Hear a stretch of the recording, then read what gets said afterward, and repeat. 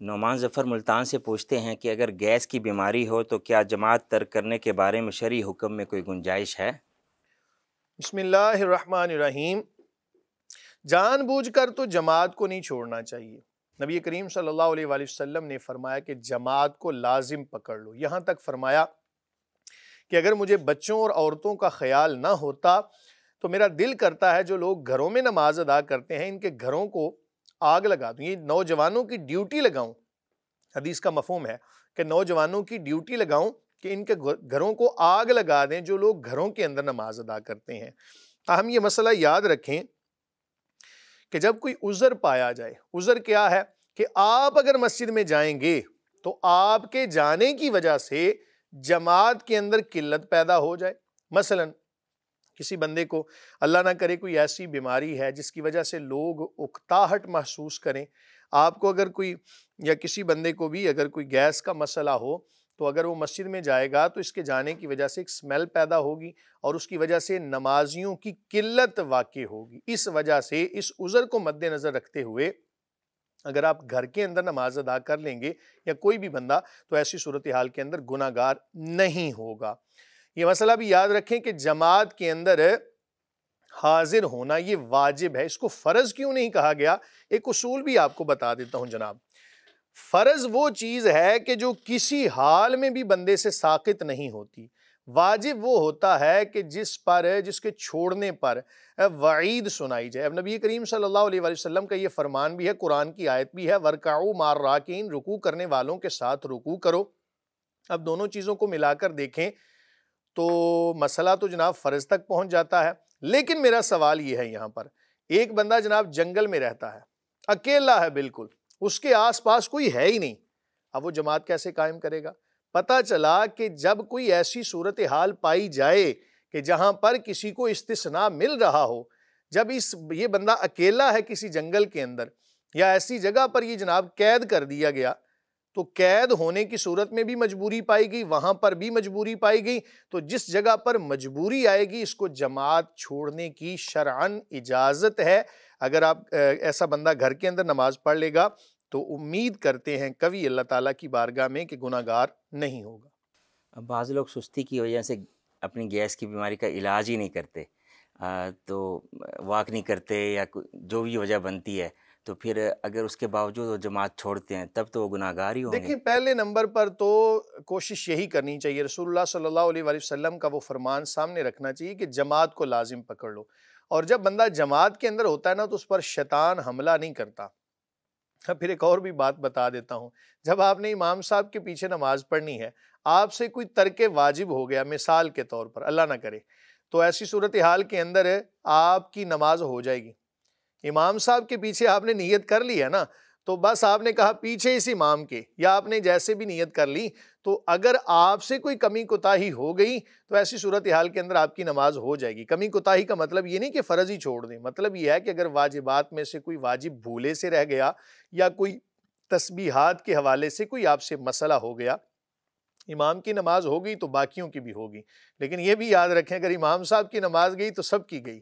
بہرحال تمام تر معاملات کو ملحوظ خاطر رکھتے ہوئے جو مسئلہ آپ نے سنا ہے آپ عمل کر سکتے ہیں۔ جی مفتی صاحب، اگلا سوال منور عباس فیصل آباد سے پوچھتے ہیں کہ کیا مرد ڈائمنڈ یعنی ہیرا پہن سکتے ہیں؟ بسم اللہ الرحمن الرحیم۔ ڈائمنڈ کو اگر آپ پتھر شمار کرتے ہیں، قیمتی پتھر ہے چاہے جتنا مرضی، تو ایسی صورتحال کے اندر کچھ احباب نے یہ لکھا ہے کہ اس کا پہننا بھی کراہت پر مبنی ہے، لیکن صحیح بات یہی معلوم ہوتی ہے چونکہ یہ پتھر ہے اور پتھر ایک نگینے والی انگوٹھی، یہ مسئلہ بھی یاد رکھ لیں جناب، ایک نگینے والی انگوٹھی اتنی مقدار کہ جو 4.5 ماشے سے کم ہو یہ آپ پہن سکتے ہیں، اور جب بھی پہنے سنت سمجھ کے پہنے۔ نبی کریم صلی اللہ علیہ وآلہ وسلم آپ کے دور میں بھی اور اس سے پہلے بھی آپ کو تاریخ کی کتابوں میں یہ مل جائے گا کہ جو انگوٹھی پہنی جاتی تھی نا اس کے اوپر مہر ہوتی تھی اور وہ انگوٹھی سے ہی مہر لگاتے تھے، تو ہم اس سنت کو مد نظر رکھتے ہوئے جناب ایک نگینے والی انگوٹھی پہن سکتے ہیں، اس میں کوئی شرعی قباحت نہیں ہے، بلکہ اگر سنت سمجھ کے پہنیں گے تو یقیناً ثواب بھی پائیں گے۔ تاہم فیشن کے طور پر اور جناب اپنا فخر دکھانے کے لیے میں نے جناب ڈائمنڈ کی انگوٹھی پہنی ہوئی ہے، یہ مناسب بات نہیں ہوگی، اس سے ذرا اجتناب ضروری ہے۔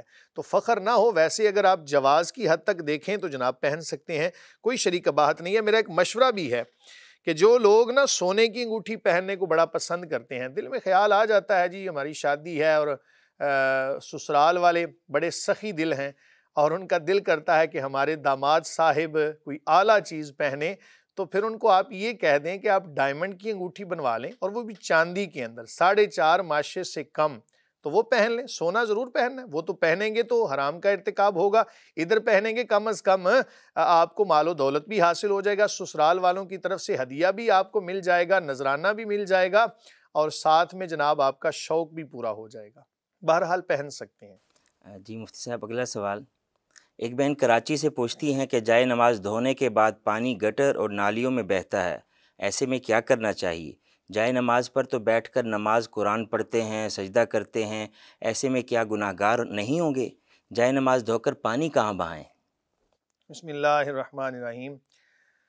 عجیب سوال ہے جی آپ کا کہ جائے نماز کو دھونا ہے تو پھر آپ جس زمین پر نماز پڑھتی ہیں اس کو بھی دھونے کا کیا حکم ہوگا؟ یہ تو بات بڑی دور تک چلی جائے گی۔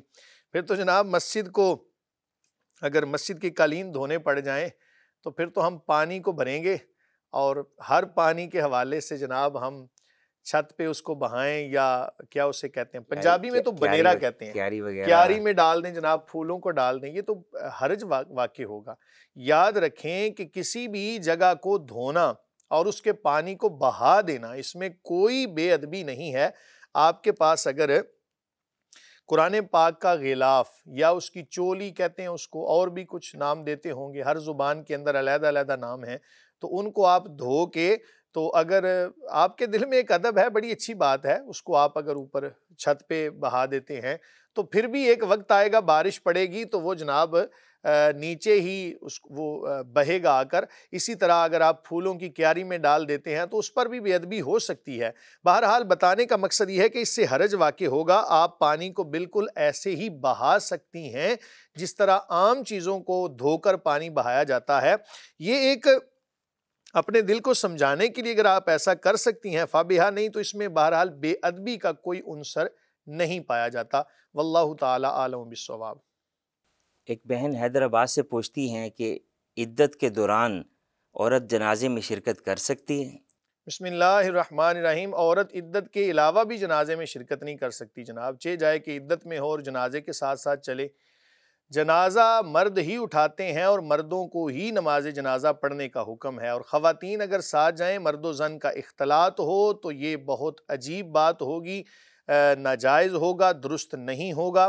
اس لیے خاتون کے لیے لازم ہے جناب کہ جب اس کا خاوند فوت ہو جائے یا وہ طلاق کی عدت کے اندر ہو تو اپنے آپ کو گھر میں رکھے، اب گھر سے باہر نہ نکلے، اپنے آپ کو گھر میں روکے رکھے گی۔ اس کے اندر بہت زیادہ اس کے حوالے سے، اس کی پوری زندگی کے لیے نا یہ ایام جو ہیں یہ ایک دھبے کا کام بھی کر سکتے ہیں اگر ان کو غلط طریقے سے گزارے گی، اور اگر ان کو اچھے طریقے سے گزارے گی تو اس کی پاک دامنی کا سب سے بڑا ثبوت یہ ایام بنیں گے۔